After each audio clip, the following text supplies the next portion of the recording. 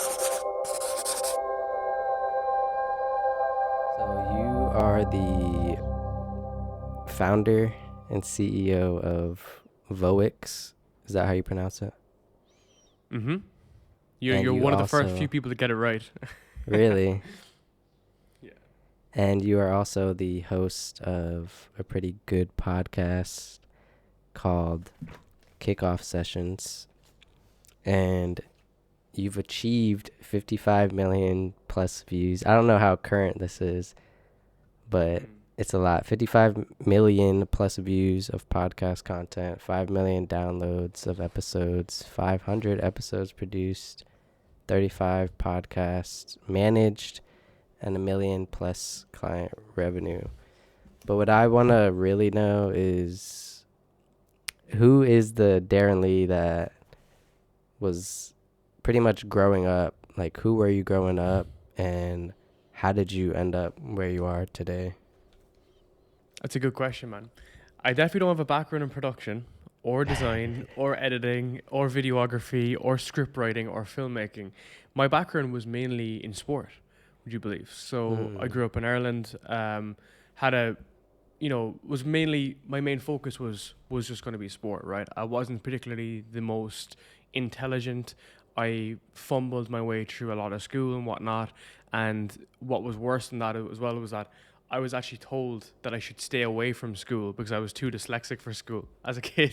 So it was Oh, like, you really? have You're to be dyslexic? this this sports star, right? And we can come back to that story too in a while. But I kind of had a lot of those kind of conditionings when I was younger, which was like, oh, you're not going to be good at school, Mm-hmm. work, business, any of that stuff. You should stay in the sport line. So that's what I did. And I kind of Mm. devoted myself to 100-meter sprinting and to rugby as well as a kid.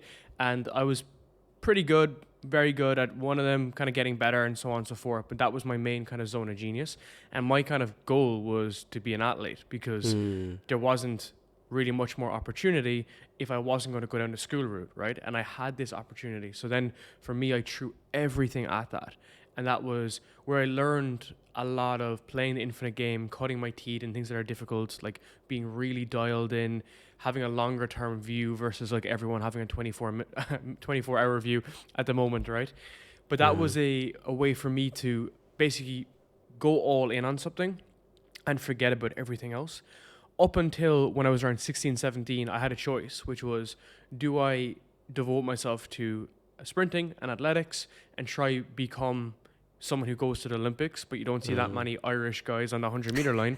So then it was like, okay, a better option here is to go down the rugby route. Rugby was huge in Ireland. It's really big still to this day. There's lots of opportunity there. So let me just throw myself into that. Mm. And when I made that decision, about a week later, I blew out my kneecap, tore my cruciate, Oh, tore damn. my ACL, dislocated my kneecap. What else was there? I basically ruptured all of my leg, to the point that it was so bad that when I went to the hospital, the doctor literally asked me, how was my car?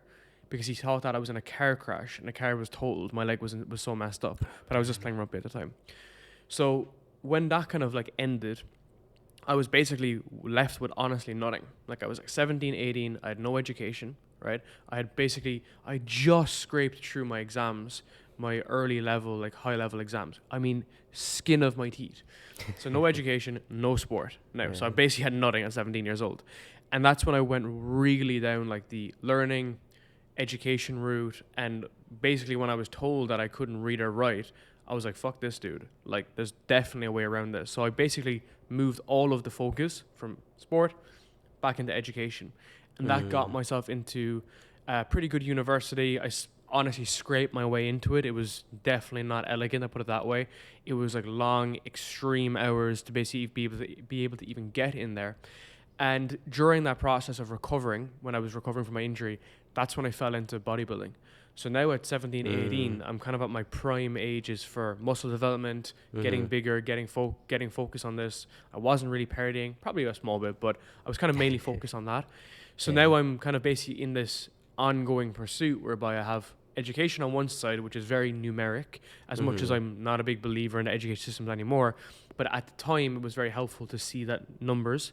And then from a gym perspective, it was also kind of the same, right? Training in the gym, putting on weight, putting on muscle. It was very numeric. So I was able to kind of follow those two pursuits. That kind of fell into my early 20s. And I was kind of basically finding my feet in terms of the values that I have, like the values that I want to abide by. And at the time when you're young, it's just mainly training, consistency, keeping fit, looking after yourself, and having that reverberate around the rest of your life, you know. So during those kind of moments, like they were definitely some huge handbrake turns that have kind of set me up really well, because now I feel like that when things are making changes, and we can go into this too, it's not really groundbreaking, whereas like, you know, when you're younger and if something horrific happens, you basically have to restart. And I honestly like that aspect of restarting, and that really kind of put me down the path of maybe online business, entrepreneurship. I really started my kind of business pursuits very, very young, and I mean 17, 18, 19, and I was running parties, dude. So I was running, as you imagine, Irish people love to drink, so I was running like college parties, high school parties, dude. Yeah. I was running like raves and events and everything, and it really gave me a good instance into, okay, how do we get attention, turn that attention into traffic, turn that traffic into customers, and then basically build a brand and a business around it. Now, of course, I had no idea about what these components were, but it was a really good instance into, okay, you work really hard on something, you have an idea, you float it out. It goes back to training and everything, right? It's all interlinked. So that was a nice kind of like philosophy in my early stages. And from there, I went on to build many other smaller businesses and try different stuff, which we can go into. But that was kind of my early stages, we'll put it that way, from the ages of 10 to 19 before we started really ramping things up on the business side. And how old are you now for like perspective? 28. Oh, 28. Okay. We're around the same age. I'm about to be 30 in 2 weeks. I'll be 30. You look so young, dude. Every time I get on a call with people, everyone looks like 10 years younger than me these days. I feel like when you're just an entrepreneur, you just age like you age every 2 years per year there is. Oh, like when you're like grinding away? You think you age faster? Yeah, for sure. Like I think my lifestyle factors are good though. Like, you know, living in Bali, having good sun and people around me, good food. Yeah. But generally, like the actual grind of business does take a massive toll on you mentally, right? Even when you wake up, like you spring out of bed and you're like, I'm tired from yesterday, which is part of it, right? It's part of it. Do you ever get burnt out? I've towed the line very closely, and I think it's less to do with the actual business stuff, like whether it's creating a funnel or doing a sales process or building a new product or building a new service. For me, it's more the lifestyle impacting on your business. So let me explain that. So when you're in the pursuit of something and you're working really hard on something, life still happens, right? You have a partner, you might have children, you might have responsibilities, you could have a family, you could have other lifestyle things like your house needs to get repaired, your car is broken, all this other stuff exists. So it's almost like that you need to be able to add more into this jar. So if you have a jar and that's all of your capacity and your focus and everything, well, you're filling it up already with your business because it's already hard enough to build a business. And now you're adding in everything else. And that's fine. It runs kind of async. But when something breaks in there, that's when it becomes like a house of cards. And this is kind of why I went down the building a team route. We've a large team, we've a very strong team, very, very strong team. The team is solid, culture is really good. So when things happen, we can basically help each other. And that works always around. If one of my team members is sick or his parents are sick, we'll help out, and vice versa. Similarly, recently for my fiance, she's been sick and been in a hospital for weeks. And because of that, I've just been out of my flow. Yeah. Right? So now I'm still working. I'm still doing like, 8, 10, 12 hours a day, but I'm doing it from like a hospital, right? And I'm doing it from like a hospital bed. So that's where it kind of compounds and it builds out. So how to kind of overcome that is really having hard and fast rules for your lifestyle, just in terms of what you eat, what you drink, what you consume. knowing what the levers are you need to pull within your business, what is it you need to focus on, and then having that kind of extra buffer for, okay, we do probably need to slow things down a little bit, maybe sleep a little bit longer and whatnot, because like, dude, it's all interconnected. Like everything works in unison, right? And the unfortunate truth is, like, part of that flywheel approach of health, wealth, and relationships, when one goes, you basically kind of fall down completely. I'll give you an example. I work with a lot of guys who, well, we build their offers and we build their business and whatnot. Some guys, it could be much more on a personal level. Like some guys might be trying to come off alcohol so that they can build a business or fix their business. And they've said it to me, as well as I've observed it to them, that a lot of the times when people derail on things like relationships and health, it has a huge impact on their wealth. Huge impact. Yeah. So I would almost nearly kind of set that up correctly first, and then from there, then, yeah, dude, running the funnels, like creating an offer, sending an email, like that's like whatever, that's easy, right? Like that's the last piece of it. I think relationships are a huge part of that, because if you're not, like for me, for example, I have a baby mama, but she was basically like dragging me down when I was trying to like build up, and it plays a huge impact on your like day-to-day life, especially if you have, like in my case, I have a baby mama that struggles with alcoholism. So it's like, how do you manage trying to basically survive plus take care, because I'm also like a single father. I have twins, like they're in the sleep in the other room, and like do the stuff I'm passionate about and try to build something that I'm passionate about at the same time. Dude, massive respect for you, dude. Like I often say to people who are like fathers and whatnot that, like, I have the utmost respect for you, because I couldn't do what you're doing though. Like I'm being completely honest. Really? There is no way I couldn't. Like there's no way that I could. And I've said it to a lot of my friends are in their 30s and 40s, and I don't say it from like oh my god, like give me like attention. I'm just saying like genuinely, I actually couldn't do that as well as running the business and whatnot. So like that is, it's much more respectable than just building a business. But the fact that, yeah, because like now you're basically responsible for other people, right? Oh, 100%. And the alcoholism one is quite interesting. If you don't mind us kind of touching on that a small bit, is that like, so I grew up in like a alcohol fueled environment. Like that's rough. I would say like a large percentage of people, bro, in Ireland are alcoholics. Like I've been around alcoholism all of my entire life. I grew up then like a party boy. So again, I ran raves and parties. I was obviously the guy at the front getting pissed, right? Like no doubt about it. Yeah. But when you're young, it's harmless, right? And then it escalates and it escalates, and I've done all my party scene from maybe 16, 17 to maybe 24, 25-ish. Oh, wow. And I enjoyed it, yeah. right? Like I enjoyed partying, and I obviously you enjoy it, right? It's just dopamine just rushing through your brains, right? But at the same time, I kind of took a step out because I was kind of observing people in the online space and who I was interviewing and saying like, why am I so far away from them? Which is my habits, my systems, and what I was doing in my life. But alcohol was a huge component, and alcohol was the most interesting component, because I thought to myself, well, if I removed partying, very, very easy partying on a Friday or Saturday, well, I have more time to work on the business, the podcast, and so on. But everyone who was in that environment, the drinking environment, or people in Ireland, or even like family, we're like, oh no, you don't need to quit alcohol. It's alcohol okay, is not the problem. It's okay.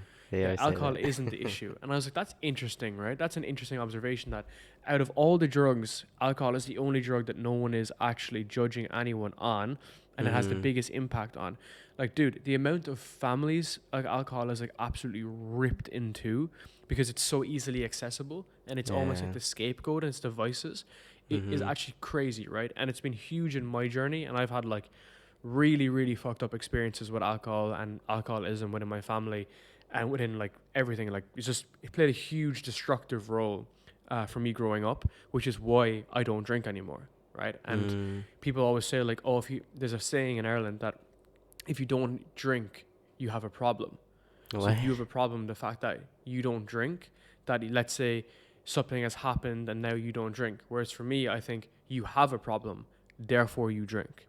So when I quit alcohol around 2.5 years ago, I was literally just looking at it from an observation perspective from performance. I thought to myself, as I mentioned, I can get more out of my life by not drinking, and I can get more out of my business and whatnot. And to talk like numbers, to put things on Yeah. a level playing field, I was working in finance, okay? I was doing like 60, 70 hours a week. I was making around $8,000 a month. My podcast was, for the most part, just static, okay? I quit alcohol. It let me think about what I was doing with my life. Then I was able to reallocate that time into building my podcast. It fucking boomed as a result. Then I started to build the business around the podcast, which is we're managing shows and we're helping everyone. That grew insanely fast as a result. We were able to get up to 10, 20, 30, 40, $50,000 a month because I had all this time. Then because I wasn't a dumbass, I wasn't spending it on partying, bear in mind. So at this point now, I have gone from degen, Irish person, to running a entire company and organization within a very short period of time from when I quit alcohol. I'd been doing stuff in the past, but the actual acceleration. And then the question I asked myself is, it's not when I will drink again, it's why would I drink again? So then the years compounded, they built and built and built. The business kept on growing. I was self-developing during that process, and I was learning more about just even other aspects to do with health and whatnot. And by virtue of that, everything improved. Like my relationships improved, my health improved. I don't even need to train as hard because I'm not partying. Does that make sense? I'm not drinking and eating shitty food. That's the so big I don't even one need to for train me. as hard. Yeah. And then the last piece then is that the business works like async as a result. Way less stressed. You know, I'm still stressed and anxious as fuck half the time. But I mean, in orders of magnitude, right? So if we compare where I was before, you know, good job making 8K a month to where we are now, which is like we're running like a multi-7-figure business with a small-ish team for the sake of how much revenue we're doing. And we're helping so much people. The podcast is helping so much people. We're about to start a new tour in the US. And I have this kind of better drive versus, oh, I'm not where I am. Let's sue. Let's go to the bar and just get pissed. So as you can tell, right, I'm like obviously really passionate about this because I can see the contrast. Congrats, thank you, brother. man. I appreciate it. Yeah. Are you comfortable like open up how you did it? Are those For sure. secrets? For sure. In terms of what in particular? So we know now that alcohol really was kind of like holding you back. But very good point. What was the like tactical actions that you were taking to actually just exponentially grow from, I guess, from the moment that you let go of alcohol? Because I 100% agree. Alcohol, if you're trying to build while drinking it, like you could do it. It just makes it's like a handicap. Like you're giving yourself a slight handicap, because in my experience, like when I drink or if I drink, it takes like 2 days. Like the older you get, it takes longer to recover. And then if you want to work out, your workout's not going to be as good. You're groggy, you get brain fog. It's just, and then you have to start asking yourself, like, is this like hit of dopamine worth the longer like hangover and dread? And like you have to start thinking pretty much like bigger. And so I want to know, like, what did you exactly do after you let go of it to and this is actually how I tell everybody to do it, right? Because there's a lot of people that will come to me directly for help on this. And by the way, I would never do it like paid. I literally just I hop on calls with people and show them specifically, because it's something that's it's like very close to my heart, right? So for me, in my instance, I moved to Singapore. And if you're familiar with like Singapore or Hong Kong, it's the equivalent of California, New York, or Dubai, like extremely expensive. And I knew one thing that was expensive there was alcohol. Extremely expensive. Like 4 beers is like $70 or $80. Like it's crazy expensive. what? So I thought to myself, clubs are kind of shitty there. and alcohol was really expensive. Let's just take a break for a bit while I move there for like a month. And during this month, I want to see like if I do dry January or the equivalent, what will be the benefit. So before that, because I was partying and, as you mentioned, taking days to recover, things like my sleep were horrific, right? I'd sleep for 4 or 5 hours a night at best. My anxiety was really high. My mood was all over the place. I was just kind of a wreck, right, for the most part. So when I quit, immediately all those health levers just yacked up. They just really, really improved, right? On top of that, I had met a guy called Tim Stoddard, who'd be great for your podcast as well. Tim had, he was on Metadrone when he was younger. He was addicted to Metadrone. And he came off of that and started a platform called Sober Nation. And Sober Nation became this big like resource for people giving up or whoever had drug abuse, including alcohol. So I'd met Tim indirectly just to do a podcasting, and I told him that I was kind of giving up or whatnot. But during the process, he was giving me different ideas to do with my business, and he told me about writing a newsletter. And this is important for the story. And he said, if you should write a newsletter because you're good at writing and you enjoy it and so on and so forth. And I was like, yeah, cool. And then I knew I had to bake this new fucking thing into my process, which was a newsletter. And I thought to myself, well, if I have this extra time, I can sit down on a Saturday, Mr. Dyslexia, and this is also important for the entire story, and start writing. So my first writing session could take 3, 4, 5 hours to put out like 400 words. I was like super all over the place. But over time, that became the next vessel and pursuit. And now it wasn't like waking up at the weekend and going out drinking or planning to drink. It was, I have this piece of content I want to put out. I want to add this into my LinkedIn post. I want to add this into my Twitter and my Instagram and my YouTube. And it became this new vessel I was doing. So I had this goal, which was to build a newsletter and to do something that was at a really high quality. And I had this new ambition that I was like working towards, that I even forgot that I was drinking. So all of my metrics that I was tracking in the business and the things that I wanted, like leads and views and all this shit, they were all moving up because I was allocating more time. So now when I used to go out drinking, I was allocating that extra 5, 6, 7 hours. I think in the beginning, I was calculating an extra 8 hours a week work. So let's say maybe an hour on a Friday evening, 4 hours on a Saturday, 3 hours on a Sunday. Okay. So I was in the beginning. So we start small, and I was just writing and repurposing and doing marketing stuff. Right. But as time went on, this started to compound and build, and I had bigger goals. So the bigger goal then was I wanted to leave my shitty 9 to 5, and then I wanted to build a big business. So now I needed leads and sales and so on. So I was putting these big things in place. So then I wasn't even able to go drinking because I knew I had a responsibility and commitment that I wanted to go and get done. So now I just woke up like BAU, let's go get this basically, versus, I have all this other distractions. And when month 1, month 2 came in, health started to improve. Month 3 started coming in. I started seeing the impact on the business. Then I started seeing like the goal of leaving my job and where I could get to. So I was like ramping this up. And then I kind of got into this phase then where I was thinking after 5 or 6 months, well, I've already made all this progress. Do I want to just destroy it all by going out and getting pissed? And I let it run. And then I was on the path to a year. And when I was on the path to a year, I thought to myself, well, Jesus Christ, I've made all this progress in 6 months and 9 months. We're almost like basically there.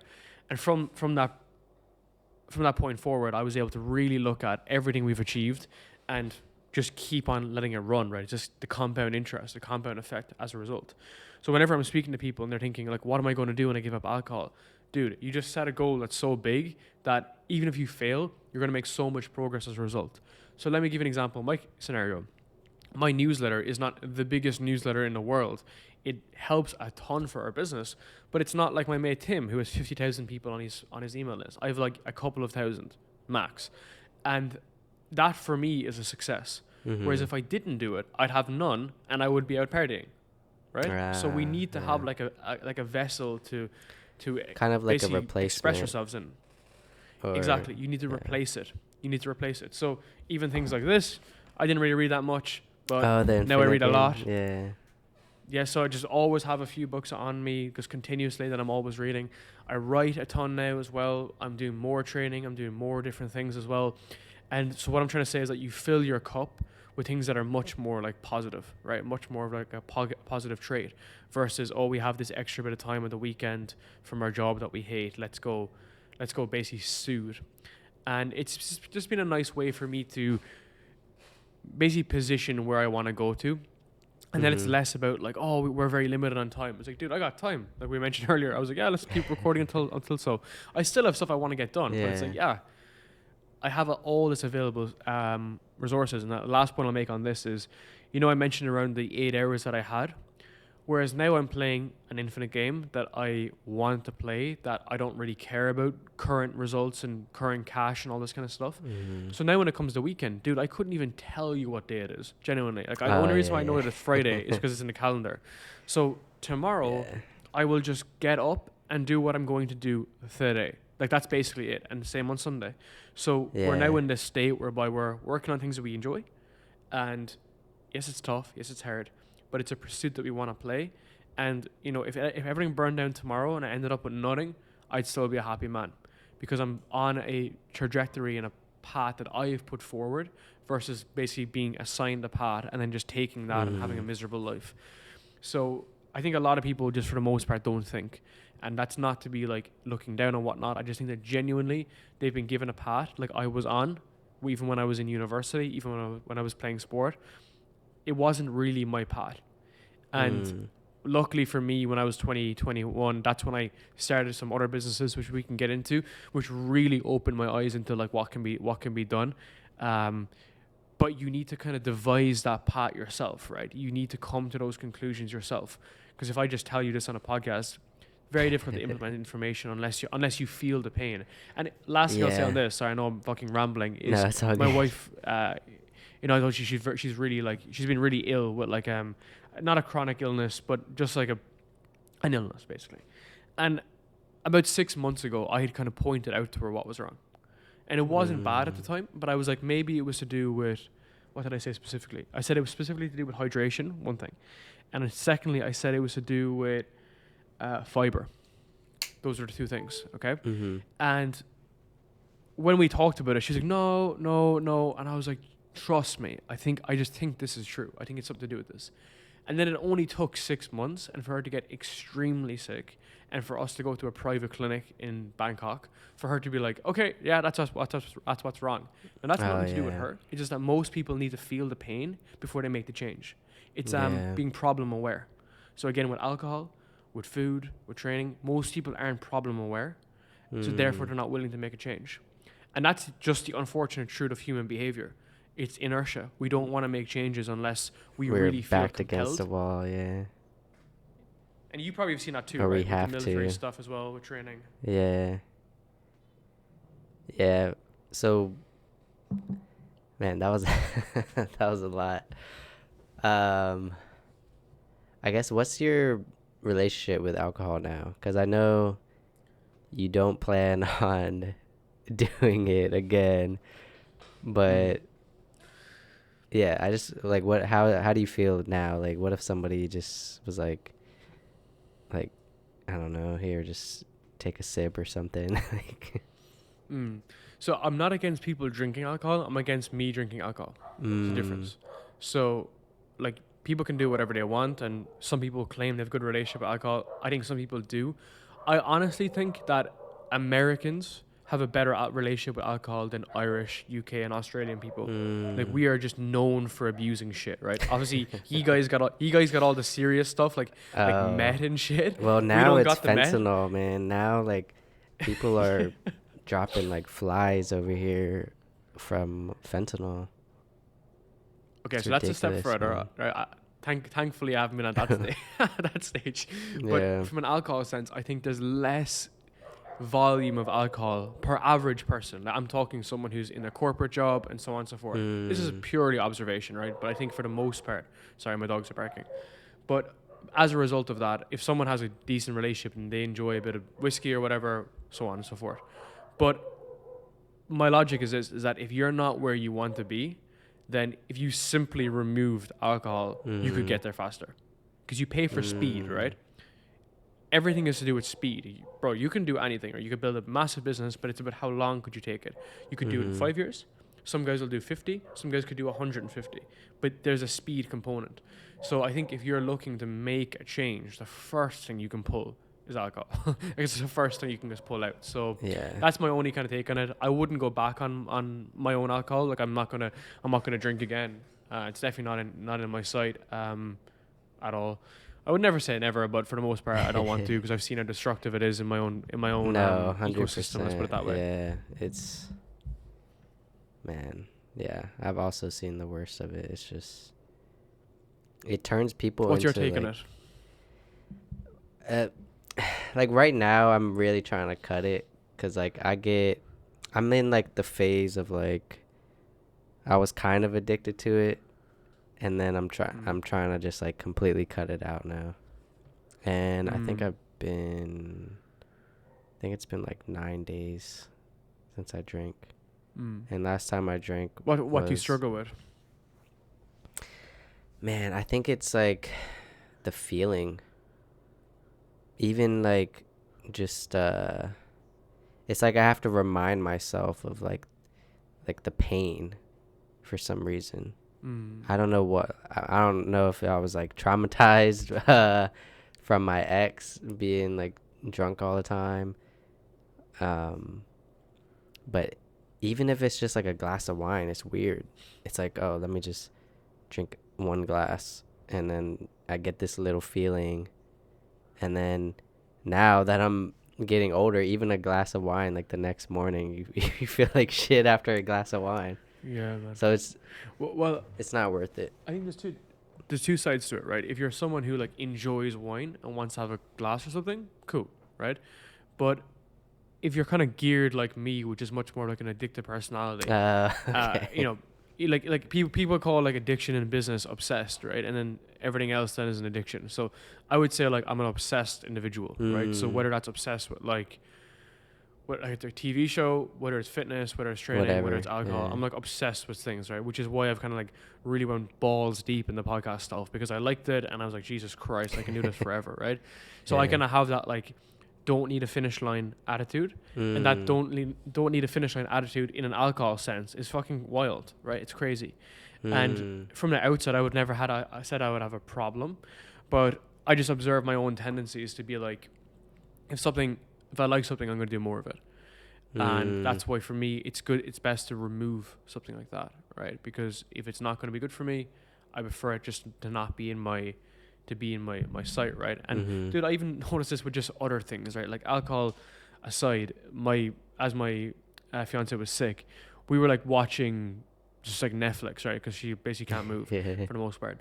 So we watched like 5 seasons of Breaking Bad in like 2 weeks because like that's like my brain, right? It's like do it more, which is ridiculous, right? Which is ridiculous, but that's why I can sit down and literally work. Just I think all that's day a superpower though when it comes to business, because for me, even if I'm like obsessed about something like growing this podcast or something, for me I have to pace myself, I guess. Like I have to, like I could work for like 4 hours, but then I'd have to take a 2-hour break or something to just like relax and like refocus and recenter my mind, and then maybe work another 2 hours or something. Like I think that's the reality too, though, right? That's the reality too. It's not all just like work, but it's more just like the mental real estate that it occupies. Is that instead of like going off and thinking about like who's playing the next American football game, you're more focused on the art and the craft. It's definitely pursuit, you know? For me, it's always on top of my mind. Like, just building this pod. Like, for me, I mean, probably for you too, you know, you want to get a lot of followers on your podcast. But my 10-year goal is to reach 1 million on YouTube. But I think you have to have this mindset. Whatever you go into, you have to have this mindset that you can think that far ahead. I think if you ask yourself before you get into anything, if you ask yourself, can I do this for 10 years, 15 years? Can I see myself doing this for 20 years without loss of enthusiasm or seeing myself get burnt out and just quitting? If the answer is no, you can't, then I don't know, maybe try something else. That's really important for me too. I call it the 100 reps. So not quite 30 years, but if you can't do 100 reps of something, then you shouldn't do one. So I give an example. I love running. I've been a runner when I was a kid.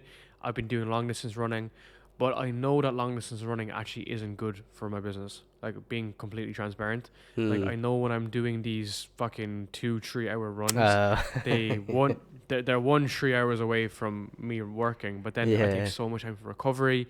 Like, I was prepping for a marathon recently, and then I got dengue, for fuck's sake.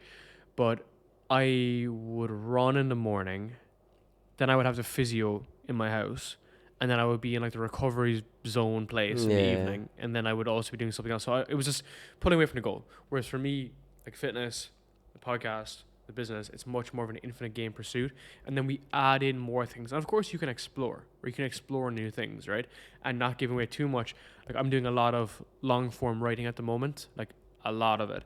And this isn't like newsletter writing. This is like very, very long writing. It's in the early stages of doing it, right? But I know it's much more of like it's much more something you need to, again, pace yourself with. And even learning that craft and that pursuit, I enjoy it. It doesn't take too much out of my focus. It's in the zone of genius. So by doing something like that, I'm opening up a new lever. But again, something else needs to give, right? Whether I either outsource something, delegate something, automate something, or eliminate something.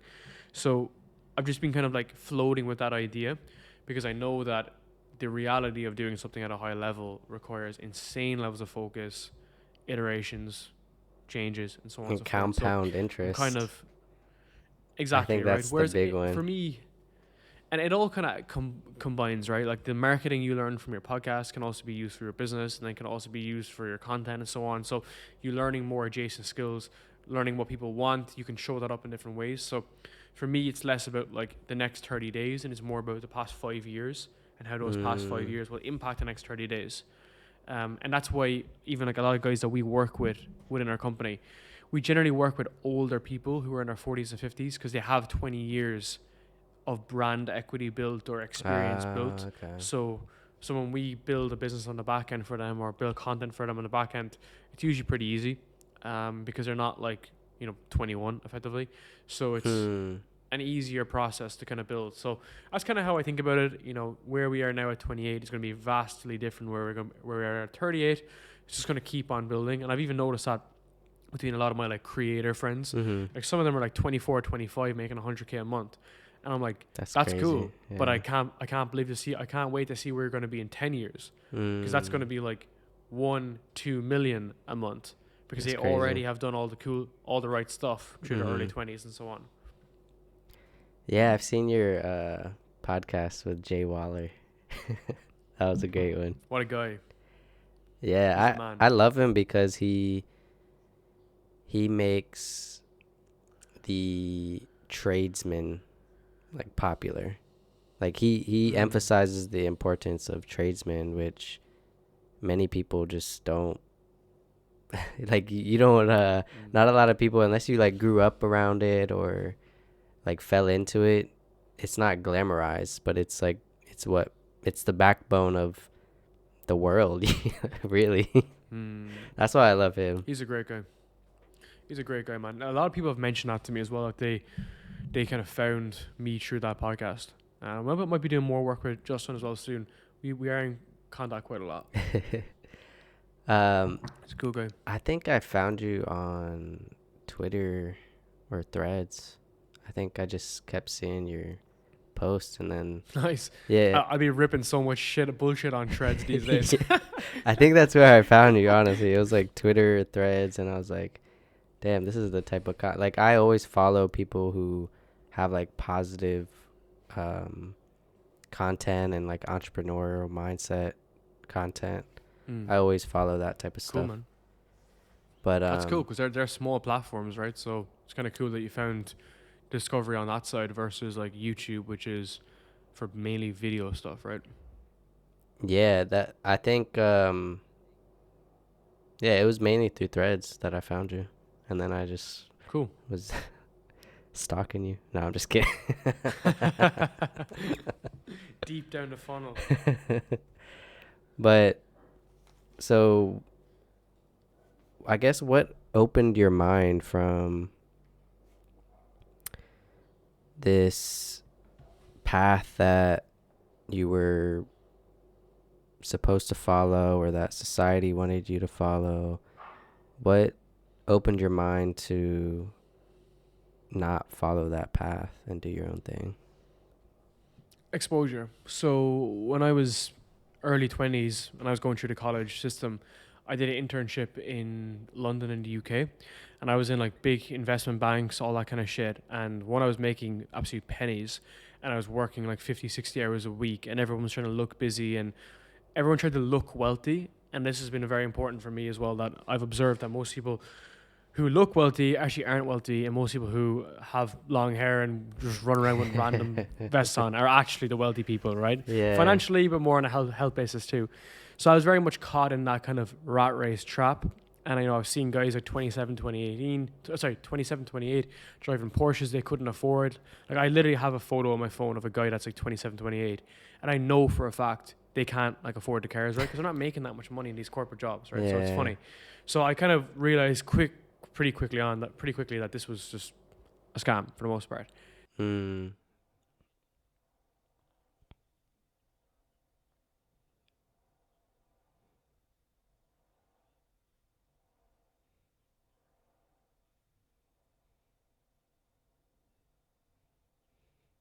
Mm.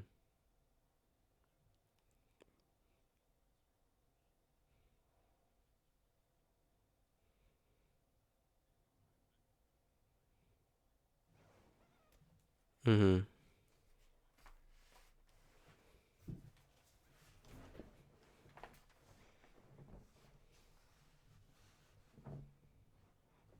Mhm.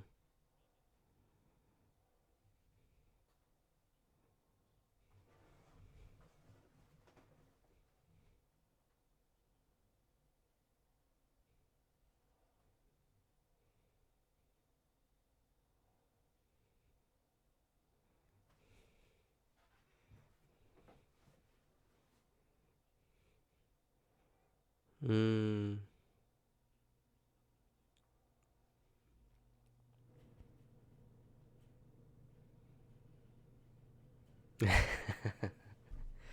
Yeah. Uh.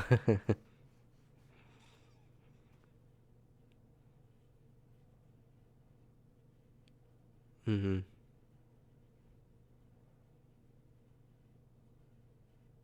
Mhm.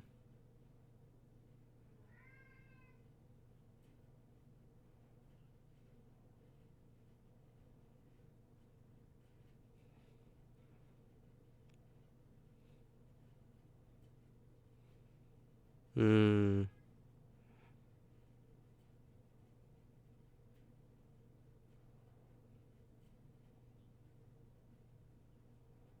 Mm.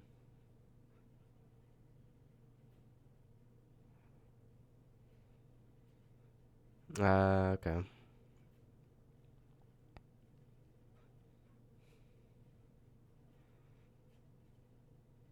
Yeah.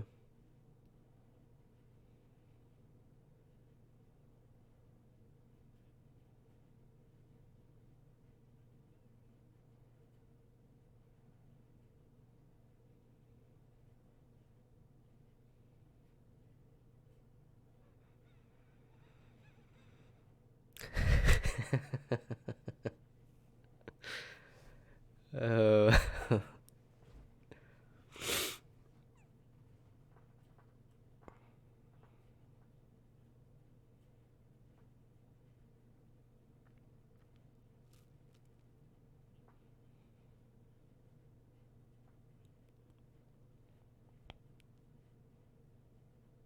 Mm.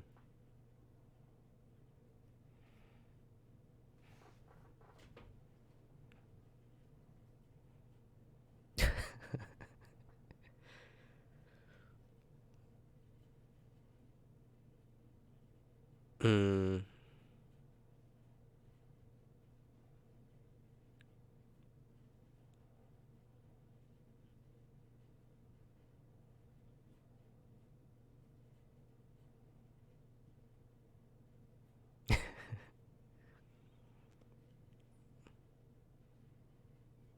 Mm.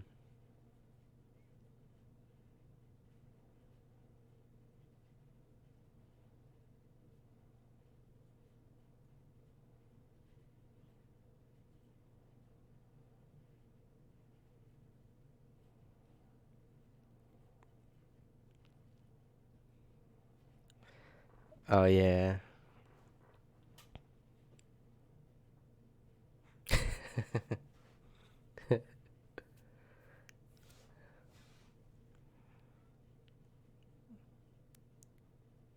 Oh shoot. Okay.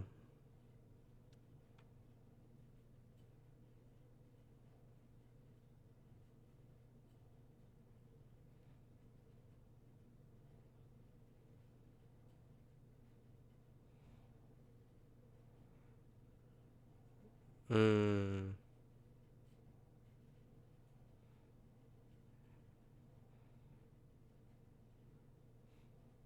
Mm.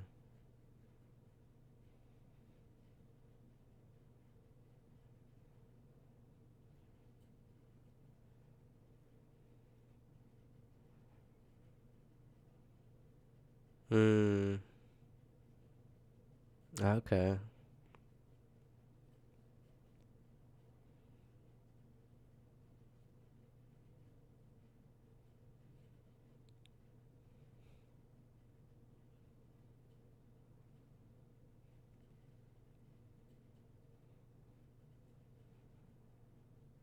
Mm.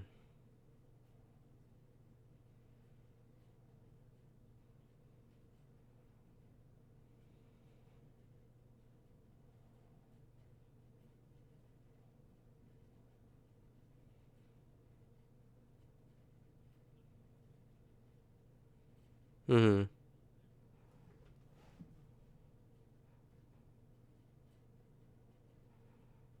Mm. It's like the foundation. Yeah.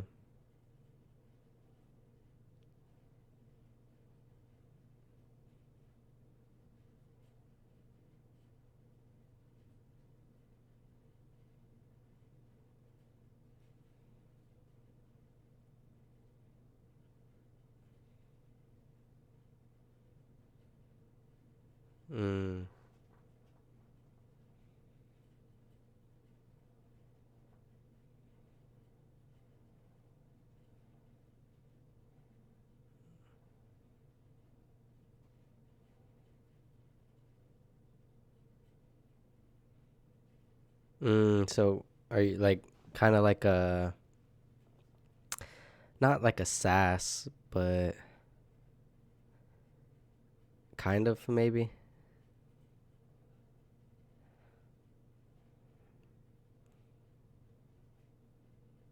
Mm. Mm. Hands on.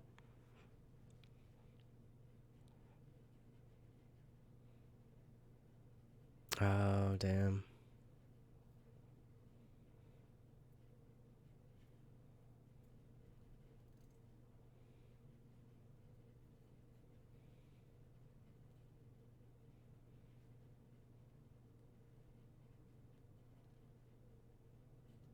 Okay.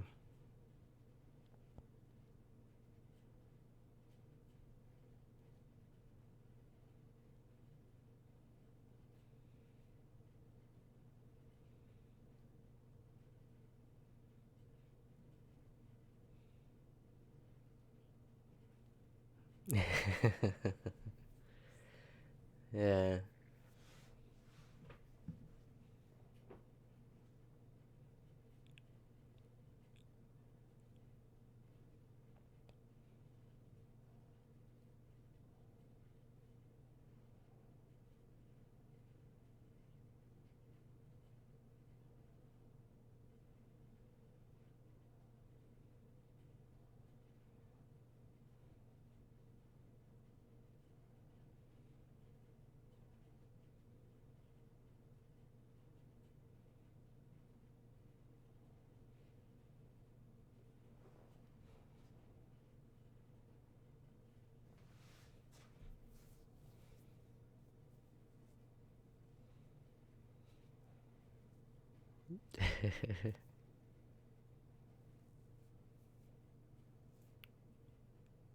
Okay.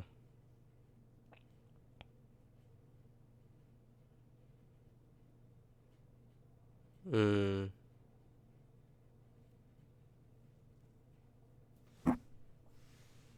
yeah.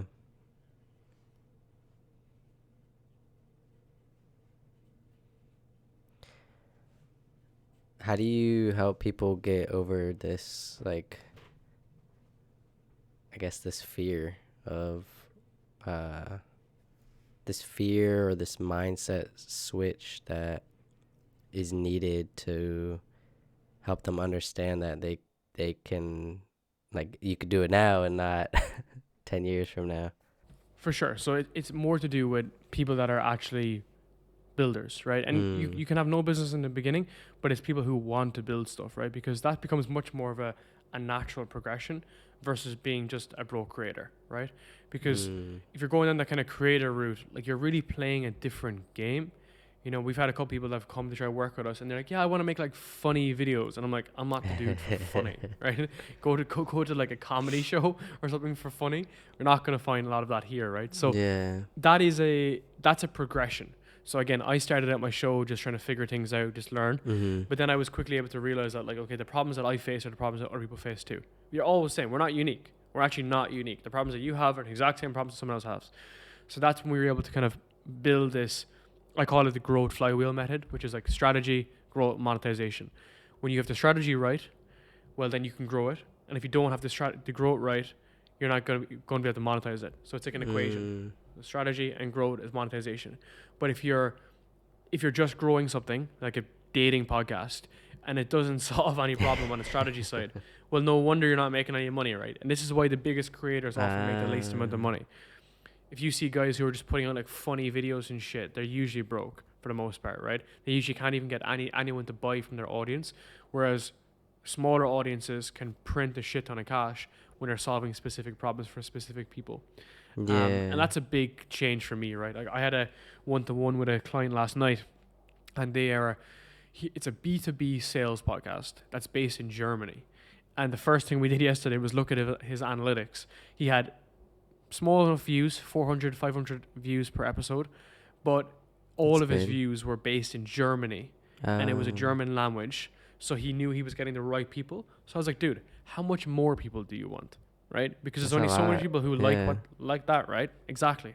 So it's much more specific with specificity, and that's what builds a kind of stronger and bigger brand versus like trying to go for everyone and hitting no one in the end. Man, I haven't even thought about that with my podcast. I don't even know what type of business I would start, to be honest. My main focus is just to, just connect and hear people's stories and let the world hear it. What would you say are the main kind of content pillars you focus on when you're interviewing people? Like, what are things that keep coming up?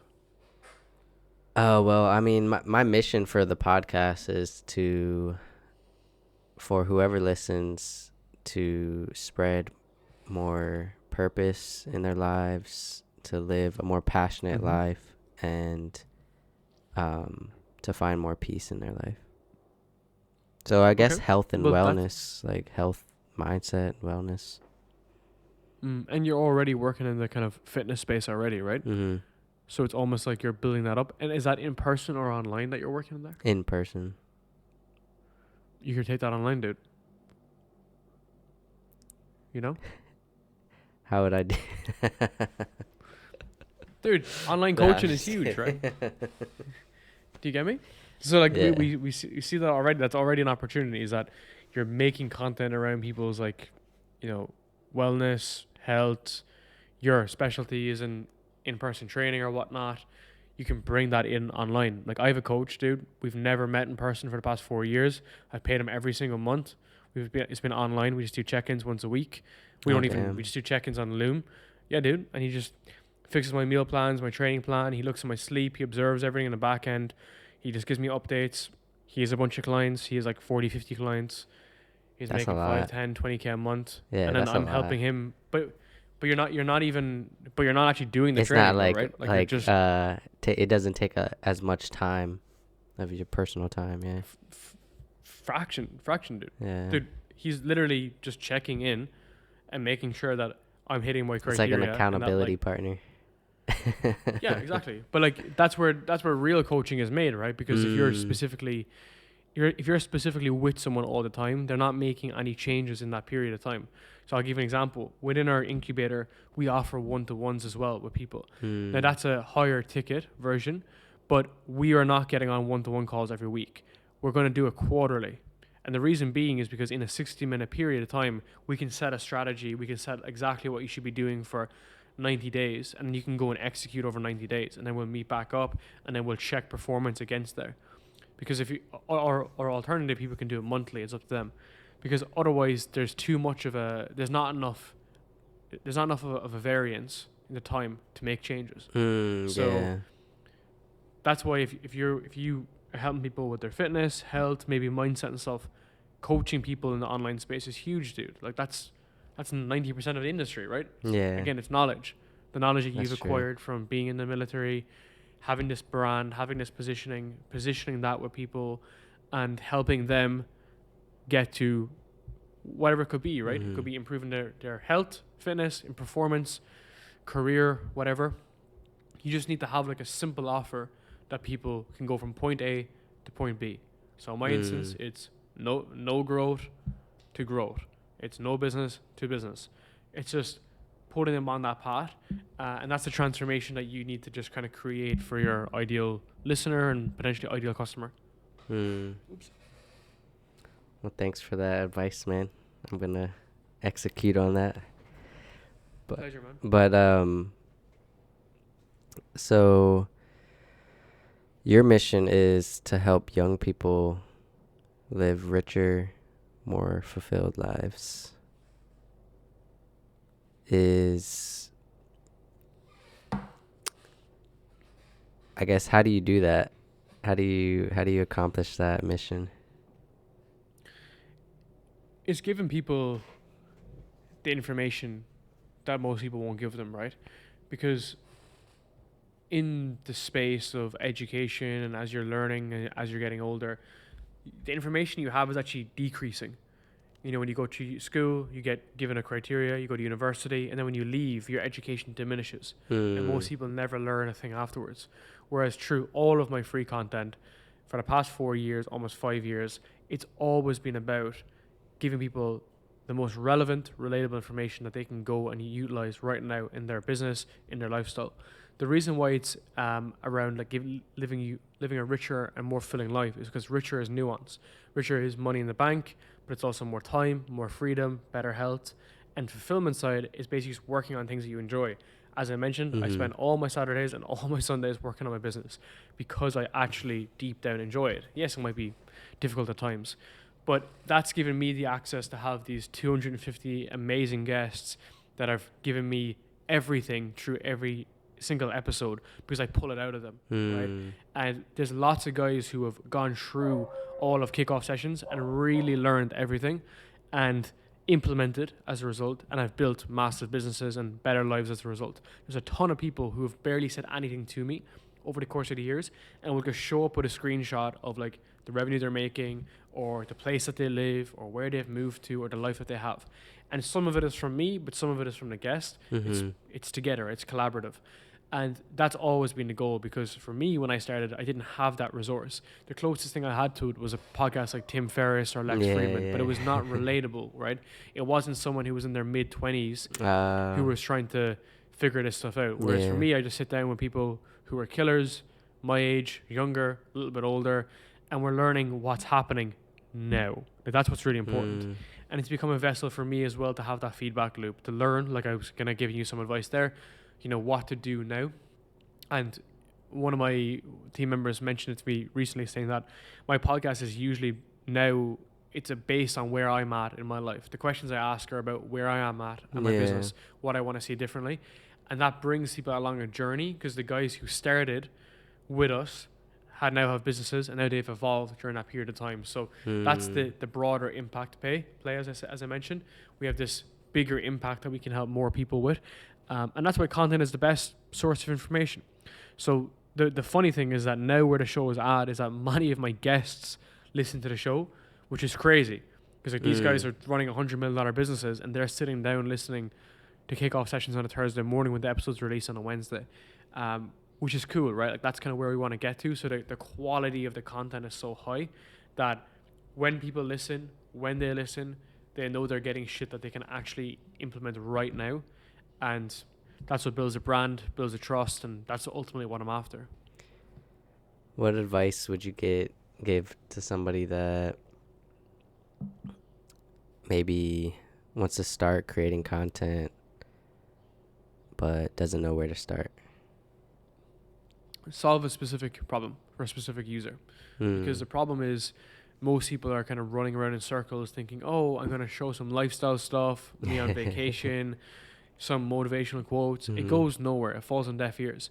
Whereas if you go after a specific audience, so you're helping entrepreneurs with their health and fitness, well, then it's very easy to think about what are the main content pillars within there, which could be, you know, their nutrition, training, recovery, right, at a very high level. And then you kind of have this ideal avatar that you're creating for. And I always think about have someone in mind, right? Yeah. If you're trying to create anything, just actually have something tangible in mind. Luckily, I can observe people that I want to create content for. So whether that is like a prospect or whatnot, having an idea of like where they are at in their journey and just creating specific content for them. So let's say it is a early stage entrepreneur who wants to grow a podcast. Well, I can position that saying, hey, we can talk about your journey, your personal experiences. We can talk about some how-to guides, like how you would help people do X, Y, and Z. And also some tools, tactics, and techniques. So what frameworks do you have? What unique mechanism do you have? And when you start to sketch that out, that becomes this huge, huge, huge ecosystem and content system for you to pull ideas from. Because now you're not necessarily just creating content for anyone randomly waiting for people to listen. You're pulling in the right people. And this is largely untalked about in the online space because most people are trying to create content for themselves, right? Yeah. But there's a consumer on the other end, and that consumer will become a prospect, become a lead, from a lead, become a member to a customer to a client into a raving fan. So you need to set people on a journey, and that's why the way I kind of situate my content is that you don't need to buy from me, you just need to learn from me, and you're going to learn from me, and then over time, by virtue, through reciprocity, you'll probably even want to work with us at a time. So it's not about, again, the quick cash and infinite game. It's putting people on a much more longer time frame, and then allowing people, as a result, pick and choose where they want to start, right?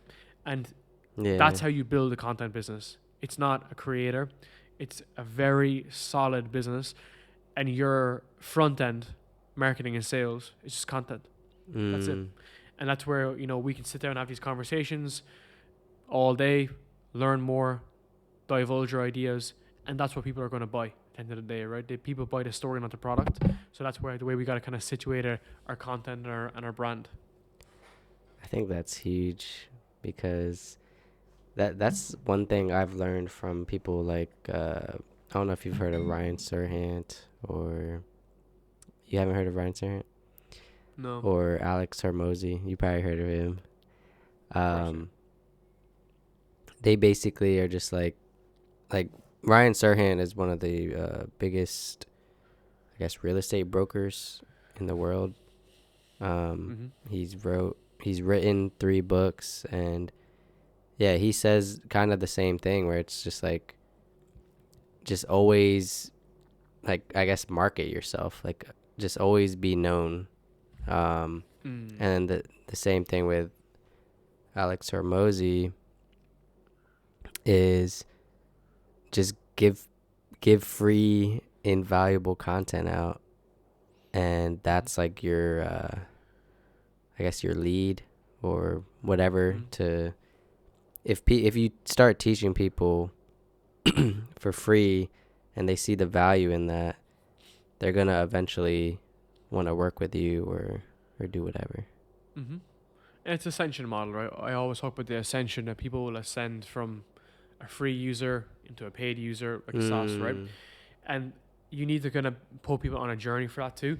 The problem with just giving free value is that people will get so much value that they won't pay for you as well at the same time. So you need there's a careful balance there between giving it away, just pure free, and then also, and then having a mechanism then to help more people. So the way I like to have it is like you show people the results, you show people what you can do, you can give them the frameworks, but they pay for implementation. And that's the beauty of it, right? Because people want things to be implemented for them and they want to customize for them. So if at the end of the day, you know that I can help people with podcasts, well, you could learn it yourself, you could do it yourself, or you could get someone to do it for you, or you could get someone to advise it for you, right? Because the aspect of like actually helping people with your unique mechanism is what actually sells, right? So otherwise you could just Google the shit. Yeah. So that's a combination of having your story, telling your story, having your unique positioning in the market. And then at that point, then you also want to be able to give people an offer that they're actually going to engage with, right? So very careful balance on that, I think. Yes, give away as much as you can, but if you're literally giving someone a 25 page PDF of a step-by-step process for them to do it, well, at that point, they're going to probably just figure out the last percent. Yeah. Whereas you could show them the result, you could teach them the result, and then at that point, then they'll want to come and work with you effectively. That's huge, man. That's good advice. I hope somebody takes that and whoever's listening. So, what's next, man? What's next for you?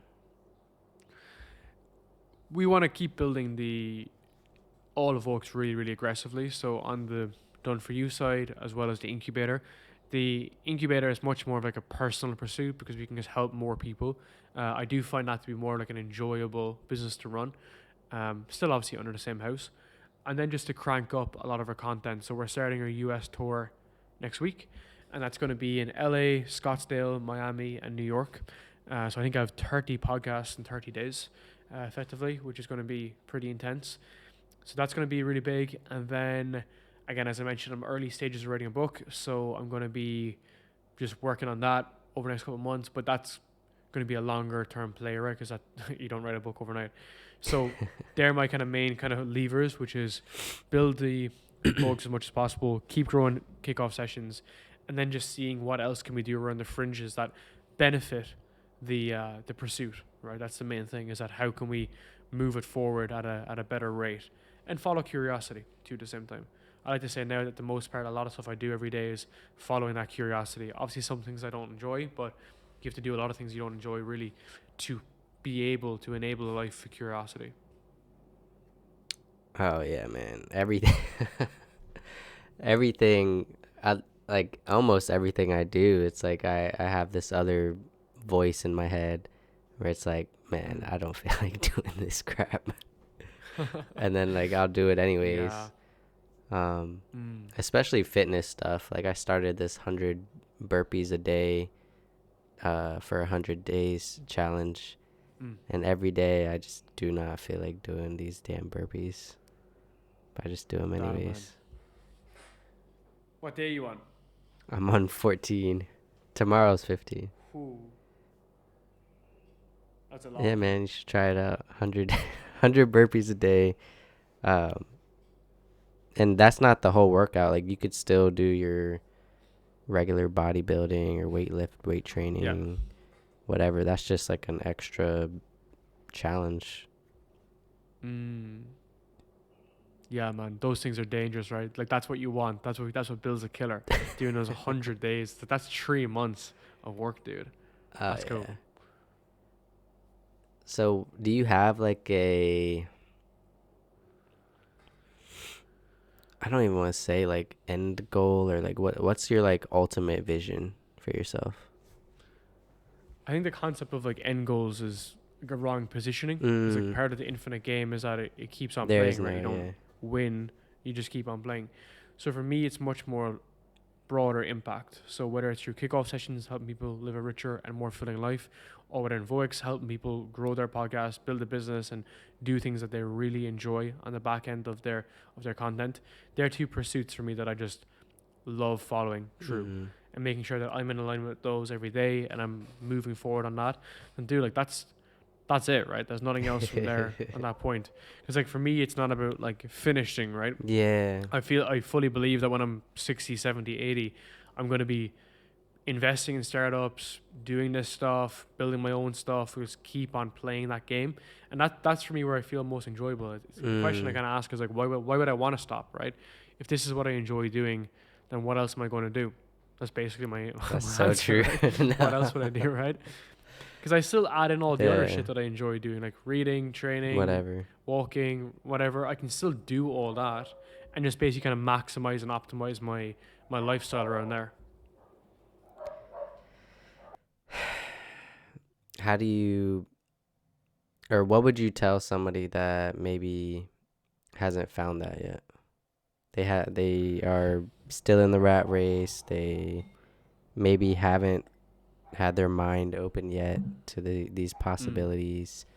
What would you tell somebody that like they live for the retirement, like, you know, the traditional like rat race stuff? Like, what would you tell somebody? So rough roads end smooth, smooth roads end rough. So if you pick an easier life where you take the salary and you sit in a corporate job and you eat this fucking sandwich with mayo on it, and your life is going to end pretty fucking rough, right? And I've seen this from observation. These guys have fuck all in their retirement plans or whatever they're called these days, and they live a quiet life of desperation. So they've devoted their time to a company that looks at them as a line item on a spreadsheet. They don't give a shit about them. They do not make proper money to raise a family or live a good life, but they've done all the right things. Whereas a couple of years of real torture and pain can set you up for decades of freedom. So you need to follow your curiosity and keep your head out of the fucking sand to find that thing, right? Like, this stuff comes from exposure. You're not going to find it in a cubicle. You're not going to find it at the end of a bottle. You're going to find it by trying different stuff and seeing what sticks and what doesn't stick. As I mentioned, I ran a bunch of different businesses. The whole idea around raising capital didn't really sit well with me. I didn't know there was something about it. I was basically just hiring a new boss and exchanging money, and I was like, fuck that. Whereas I did enjoy the online business side of stuff when I ran e-commerce stuff. I was like, okay, this is good, this is interesting. And then I moved more into podcasting and talking and speaking to people, and then monetizing that and building a business around that. So that built the exposure that, okay, this is something I want to do and I want to keep and maintain and grow. And that's what most people aren't really looking for. They're not looking for those cracks, whereas you need to look for where the crack is in your system. What's the opportunity that I can go follow and pursue, and just go do it. Like, literally just go do it, right? And over time, you'll find a difference between I don't like this and I just want to get better than this. There's some things you simply don't like. Don't do that. But then you'll find those overarching themes that you actually do enjoy and you can follow and really throw yourself into over time. Yeah, something I always tell people is just to try it, you know. I also had a business idea that required investing and backing, and man, it was just me. I was trying to do everything, and I'll tell you offline about the idea, but I thought the idea would have been like, I mean, I still think the idea is like a huge billion-dollar idea if it was implemented and done well, but it was in the fintech space. But I'll tell you after this about the idea. My background was in fintech, bear in mind. Those are the companies I was working for. Oh, so maybe you can help me start this thing. No, I'm just kidding. I'll give you some seed capital. But is there anything you'd like to cover before we move on? No, man. Go ahead. You take the lead. All right. Play this game. Where should we begin? Completely random. You could skip it if it's too kinky. There's some kinky ones in here. Share something shocking about my views about love changed win. Wait, explain that. My views about love change when share something shocking.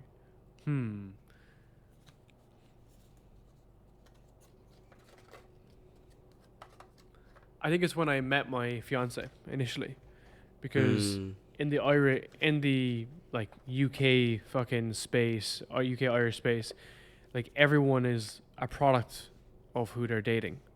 So they're dating girls or guys that are similar to them. So it's like, okay. you know, like the masculine is going after the boss babe and whatnot. It's just so common, right? Because like women are like competing with guys for like status in those countries. And that's kind of like where I was residing in.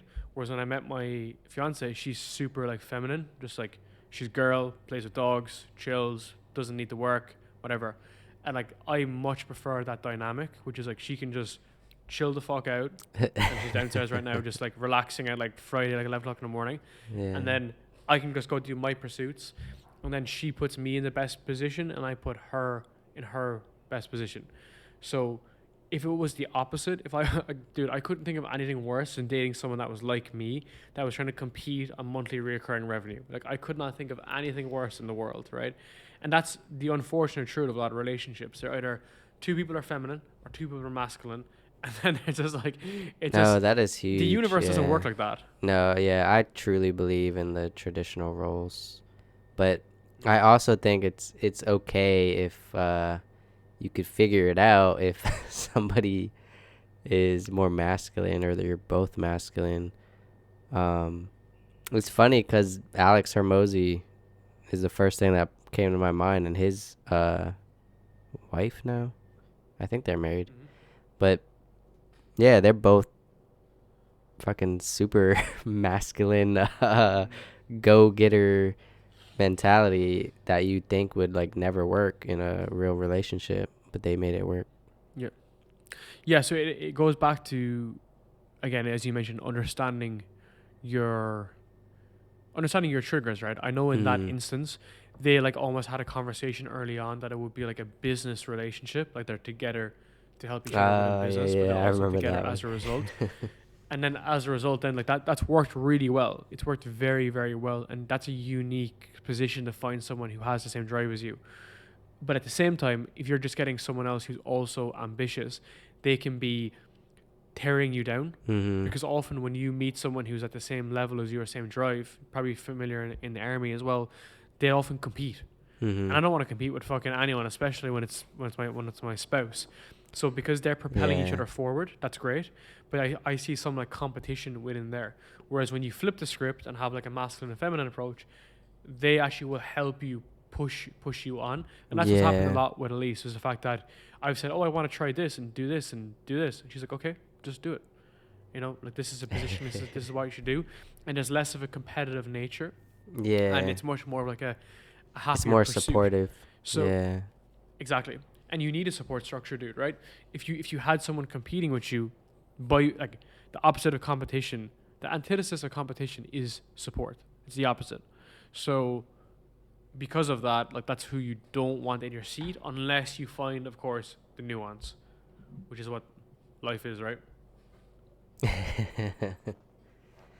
Yeah, I'm definitely for the more traditional, like, I mean, it's just harder nowadays because if you have, like we were talking about, if you have I don't know, just an ordinary 9-to-5 job, that typically isn't enough to survive nowadays, you know, unless you have like a good degree or a doctor or whatever, or in business and an entrepreneur and you're successful in that. I think that's the biggest issue right now in like the whole dating world. Yeah, dude. And like, that's why I think entrepreneurship is just a path for self-sovereignty at the end of the day. Like you're just taking control of your life, right? Because it's not about making 10K a month and posting on Twitter.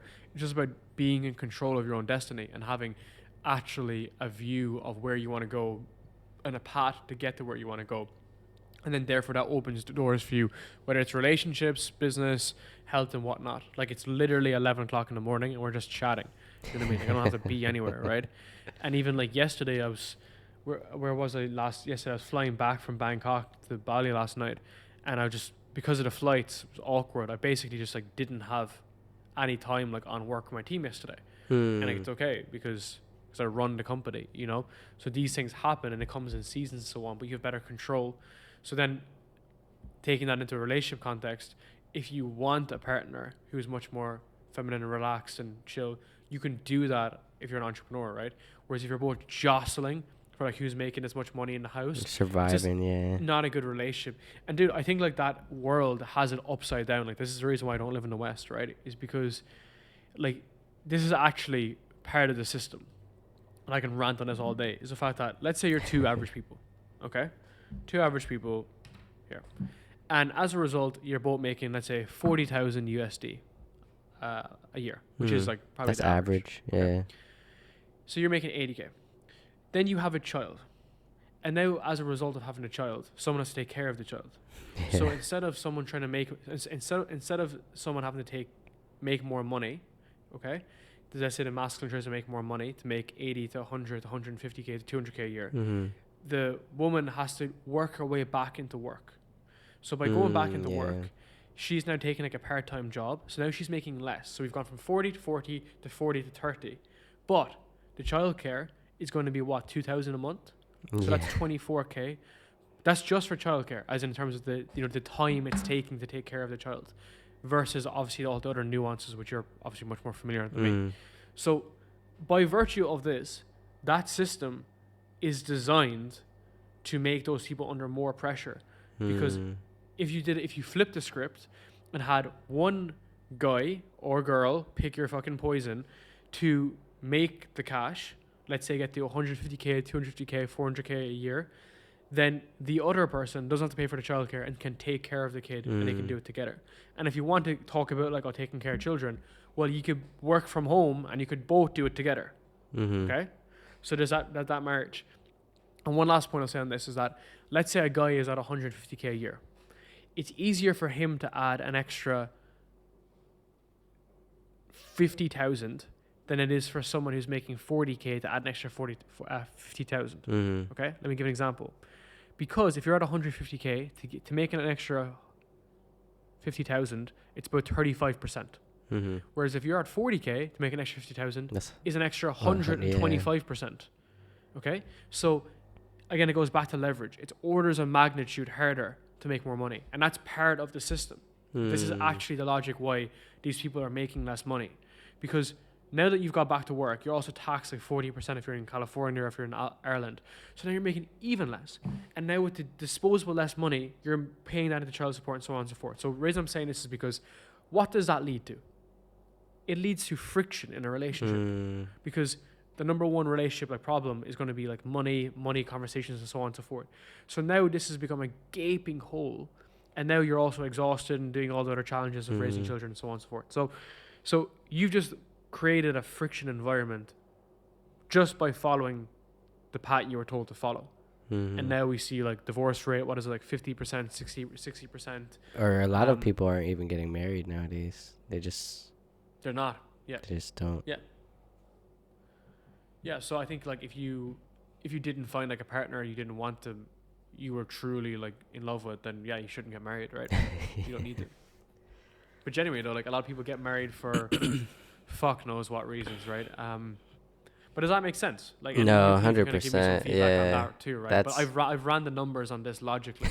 So I've known people that were like close, and I've literally told people this because I'm just a numbers guy, right? I'm like, do you realize that this is retarded? And the last thing I'll say on this as well is that if the feminine is the feminine, what will they want to do? They'll want to raise the children. Yeah. You get me? If they're in their like, feminine energy. Yeah. And everybody wants to be around it. Like the father wants to have more time with the kid, so the father will be at home as well because they'll be an entrepreneur, right? They don't need to be fucking over here. so everyone benefits. I don't understand this. Like everyone benefits, but then when you tell someone this, they don't want. They don't get it. It's a strange it's a strange paradigm, man. Well, I think a big proponent to that is at least out here, I don't know how it is over there, but the mindset of equality. You know, it's like, oh, like woman and men, we should all be treated equal. But then it's like we get those scenarios, like exactly how you were saying, and you know, you have the boss babe, but then now you're competing with the, I don't know, boss dude. And it doesn't like click. Dude, this is like the universe, right? This is honestly God, like what happens in the universe. For every positive, there's a negative reaction. When the stock market goes up, it has an equal and opposite reaction of a negative effect. When you push too hard in fitness, you get a negative reaction with your body. This is actually how the world works. It's power laws. So what people don't understand about a power law is that yes, it can work positively for you. You compound interest, you take off, but it can also work in inverse. You start taking fentanyl, vroom, your life is over. It's a power law. Okay, it's the same. What happens in relationships is the fact that like there has to be that to and fro. So yeah, you could like everyone is equal. We've kind of established that, right? But we're doing different things by virtue, right? Just by virtue, right? So I'll give you an example. When I went through university, the biggest thing was STEM, women in fucking engineering, right?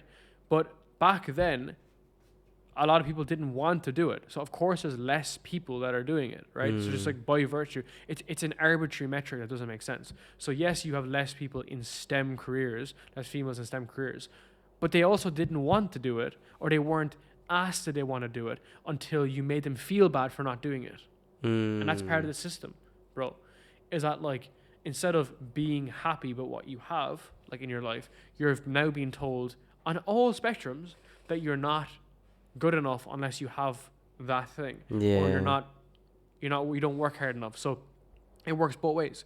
In a male context, it could be like, oh, you know, you're not a big enough man unless you're making like fucking 100K a month, which happens. Like that's what happens. Oh yeah, that's huge. And then maybe in a female sense, it's like, oh, you're not a proper woman or something if you don't go back to work, right? Whereas like I've just my logic with this is just like, do what it is you want for you and the people around you and your family.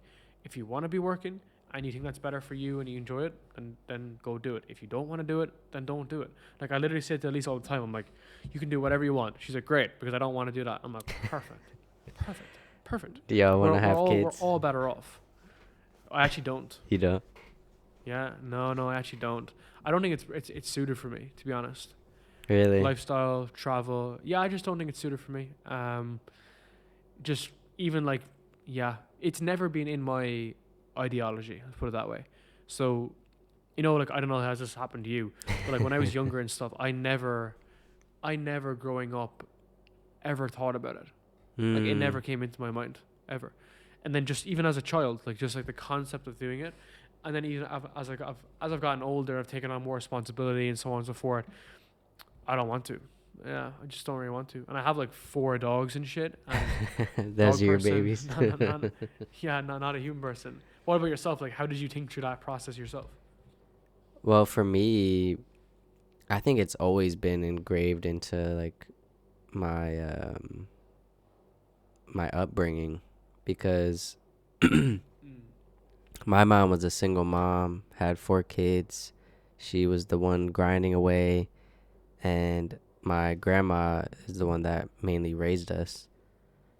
And yeah, she was working like 2 jobs, just grinding. And my dad was absent. And I created this narrative in my head, like, oh, when I become a dad, I'm not going to be absent. So from there, it was like a given, like, I'm going to be a dad one day. And I had kids when I was 24, man. I was young. Yeah. Well done, man.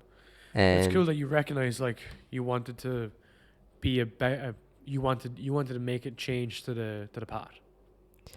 Yeah, I just always told myself, like, I'm not going to be that absent dad. And when I become, and to me, man, kids are just like I don't know, they give me life. That's what I tell people, is just it's like you are creating this thing that you're seeing flourish and be influenced by you, and also seeing the world in new, like everything for them is brand new, and it's like when you see them grow up, you are like reliving like your own childhood kind of through them, and you're seeing everything as like brand new again. So to me, that's like the juice of of having kids. Yeah, for sure. And how do you find it difficult? Oh, 100%. It's 100%. Just like I was saying, like my current situation is kind of like that system you were saying, but I'm basically doing like everything. Like I work, I'm the caretaker, I'm the one that does literally everything. Take them to school. That's a lot harder, right? Work. That's but that's not even part of the system though. That's like that's a scenario. Like the system is more like, you're indoctrinated to work and then hand off your kid. Do you get me? Like that's a difference. Like for you, it's like it's even with your mom, right? Like that's a different scenario. Like she's doing the best that she possibly can. I'm talking about people that are like middle class that have been sold a dream, gone through university, paid the 200K in debt, and now they're being forced into that scenario. Whereas for you, it's much more like you're just being a good dad, Yeah, while trying to build this and just build something, But yeah, and I want more too. Like I just really, yeah, I don't know. I just That's awesome, dude. Jesus Christ, there's no way I could do that. You know, so like, what about your partner? She doesn't want kids either? No. Damn. So y'all ain't having kids. Yeah, man. But I think it's just for me as well with the responsibilities I have elsewhere, or the path that I've set up and the life that I have, Like again, as you mentioned to me, like you can do whatever you want, right? You can have 10 kids if you wanted to, but it's good that you know what you want, right? And you're like, I want more. I'm like, okay, awesome. Like that's amazing. And then I think as well, if someone can consciously say why they don't want something, great. But do you want what you want because someone else told you what you wanted, or do you want what you want because you want it? That's a big difference with the people, right? Like that's why, me and you are friends and we have different views, but it's okay because they're our views, right? Yeah, it's like, someone might tell you, well, you should do this, and it's like, dude, I'm not gonna do fucking shit. No, I literally made I've made a solo, because I do a solo podcast about just random stuff and stuff I just want to speak about. And today it was literally about that, about basically agreeing to disagree, and like we don't have to attack somebody just because they have a differing of opinion than us. 100%, man. And it's also about where it's coming from, right? Like someone's opinion, like yourself, who has 2 children, it's great, right? It's great to get someone who has that experience. Whereas if you're someone like some red pill dude just on Twitter who's like you should have 10 children and then have a compound and they all live together and 10 different wives. It's like, dude, you are literally like 19 and you have no experience in life. Whereas like it's good to get your feedback, people. And dude, I actually often ask my mates who have children, like, tell me about the experience. And like they joke with me saying like, oh, you never know, like you don't know shit about like time management stuff if you have children. I'm like, yeah, I know, I don't. we joke about it. Like we were at a dinner last week and some guys, like the guys were saying about how great it is to have children because they meet other people that have children and they're all like entrepreneurs and stuff too. He said it's like a networking hack. And I thought it was kind of funny. But anyway, but we were just chatting about it, and the guys were taking a piss and we've been like, you don't understand. And I'm like, yes, I know I don't understand. And that's part of it. That's why I ask these questions and so on and so forth. So it's good to curious, have. Exactly. But dude, I'm curious about everything. Like if you told me, you were talking about the military, I'm like, tell me about the missiles. Like I'm genuinely interested in that. I'm someone who's just interested in stuff. Just learning and growing. Especially when someone has experience. Whereas if you got on this podcast and said, well, I read a book on missiles, I'm like, oh, fuck this. But the fact that you've literally been there and done it means that you have experience to share that people want to listen to. And then, of course, in a business context, that becomes a product, right? That's basically it. So that's the trifecta of the whole thing coming together. Well, man, you ready for these final questions? Let's do it. All right. My first question is, what is your biggest regret?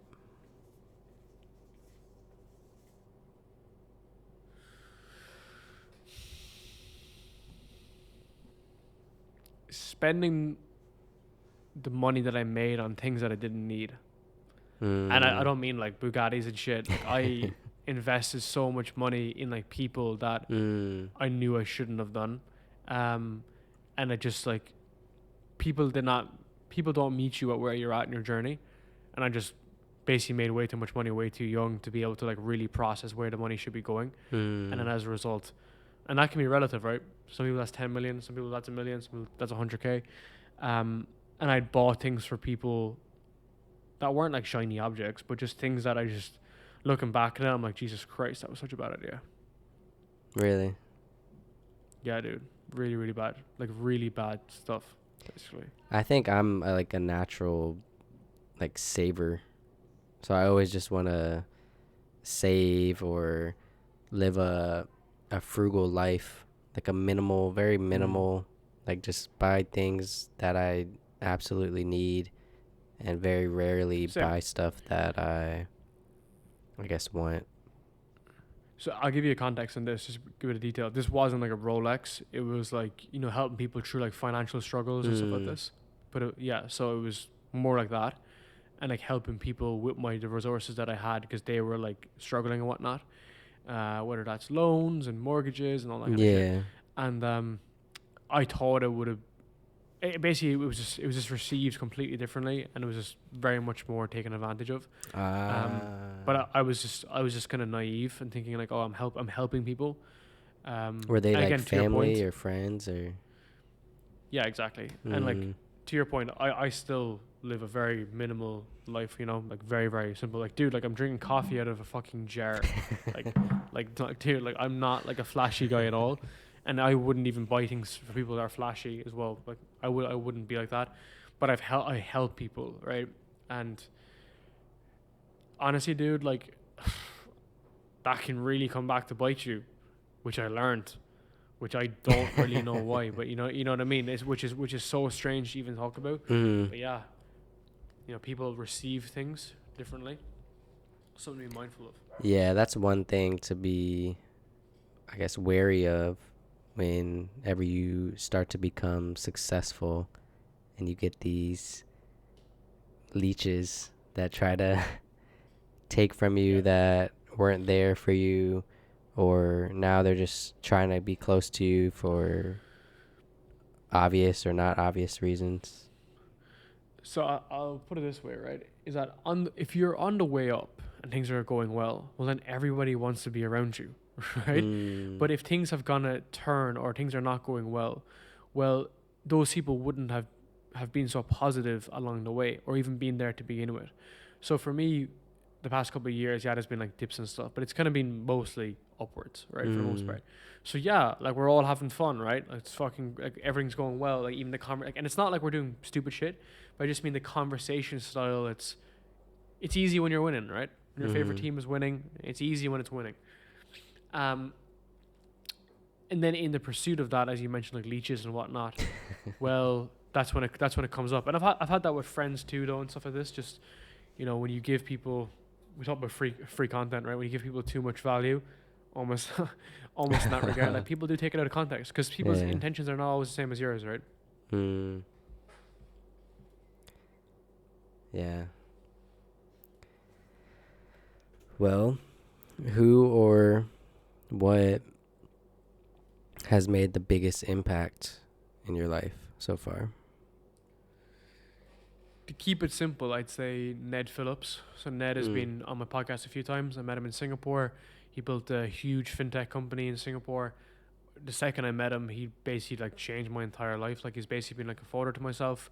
He's taken me under my wing. He's the only person to come to my wedding. Bear in mind as well, I was invited to my wedding. So he's basically become like a father figure. And then we've gone on to build businesses together, and we're building one at the moment as well. I'm actually meeting him in like 20 minutes. So those people have insane, powerful impacts, and he's really hit the health, wealth, and relationships vertical. Like he's an ultra marathon runner. He's super charismatic, really interesting guy, really down to earth. Like he's into people. That's the way he describes it. And then he's super smart CEO as well. So he's mid-50s, nearly 60, and he's basically just given me everything. You said Ned Phillips. Yeah, awesome dude. Damn, man. I need to find a mentor. Really like big that. guy on LinkedIn. Really big guy on LinkedIn. They come naturally though, right? What, mentors? Yeah. My camera dropped. Shit. Sorry. What the heck? What is up with that? Hold on.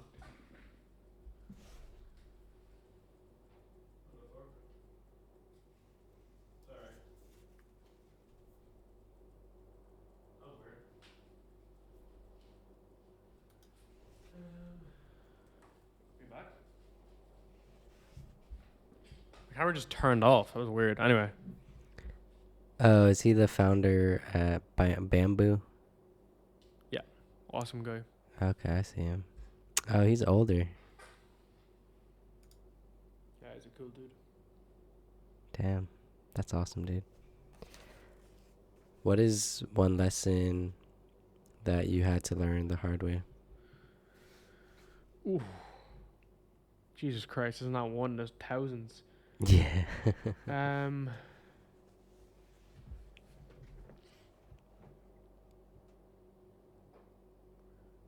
Quality precedes quantity.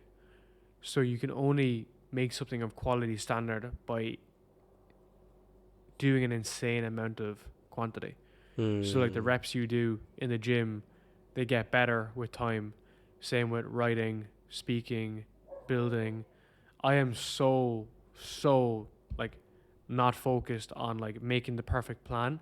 And we even have guys in our team that are very like plan orientated. And my whole approach is just build it, ship it, break it, fix it. So even like with my writing, one of the guys that I'm writing with at the moment, like he's an insane writer, so I don't know why he's writing about me, but anyway, he's like plan and formulate and like make a concept and a context, and I was like, fuck that, let me just start writing. And then that for me is much more of like an important vessel. So I really don't give a shit about plans at all. I just basically build stuff and then I just break them and then I just fix them and then people buy them. That's basically my whole logic with everything. Because it's hilarious. Like I think it's so much easier to do something like that. Like, bro, I sold 30 spots for one of our programs without the product being built.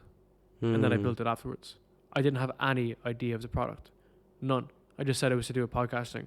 And it was basically it. And then 30 people were like, can you help me with this and this and this and this? And I was like, sure, cool. And I just sold 30 spots. And then I was like, all right, what do I got to do? I got to build it. And then we built it. And everyone was like, this is great. I was like, yeah, because I basically just built what you told me to build. So just do the reps and then all the quality will come downstream. I 100% agree. That's how I learned as well. Just by doing it. And for me specifically, I get anxiety if I don't do it. Like, I don't know if it's the same for you, but it's like whenever you feel like you're procrastinating on something, for me, I get anxiety, and then it's like, man, this anxiety is telling me to just do the damn thing, and then when I do the thing, I feel better afterwards. Same. Exact same. So yeah, just don't focus on perfection. Just keep doing it. Do the reps. Yeah. My next question is, what would you want to experience, or what would you do in life if you had all the time and all the money in the world? Exactly what I'm doing right now. There's literally nothing else I want to be doing. Just recording, reading, writing, building, training. Damn. That's good, man. Living the dream. Bro. It comes with its issues, but we get there. I mean, what's that saying? Choose your hard or whatever. It's like life's always going to be hard. Yeah, for sure. Like it's orders and magnitudes of problems, right? When I had a like very small business, it was like I can't get leads, and then it was like I can't fulfill, and then it was I can't improve my customer experience, and then it was like I can't scale it. So it just orders and magnitude of business problems, right? You know, things just get bigger and better. Yeah, there's more stuff to be do, and there's more responsibility, but you also ascend to that responsibility, like you mentioned as a father, right? Yeah. Is there any last thing that you want to tell whoever's listening to resonate with them? Good point. I think if you looked at my journey, I have been historically shit at everything I've been doing, right? So if you were to take any sort of like wisdom or insight, it's the fact that I have literally not had any skill in anything that I'm doing right now up until about 4 years ago, where I started learning the small nuances. And to make matters worse, I was also pushed down by people all along the journey since I was young to say that I wasn't going to be good at stuff because I was dyslexic, learning disabilities, not big enough, strong enough, smart enough, can't speak well enough. Like all of these things were all ingrained, should have been ingrained in me. Whereas I just kind of said to everything, just been like, fuck that, like let's just improve. And you can literally get 6 months ahead or 6 years ahead of people in a couple of months' work, right? Because most guys are not doing this. They're not reading, writing, learning sales, marketing, fulfillment, content. So by just virtue of doing something, you will become a category of one and stay ahead of people. Darren Lee, thank you for coming on. Appreciate it, man. And as always, everyone, keep going. Never give up. Peace. Thank you, brother. Appreciate it, man.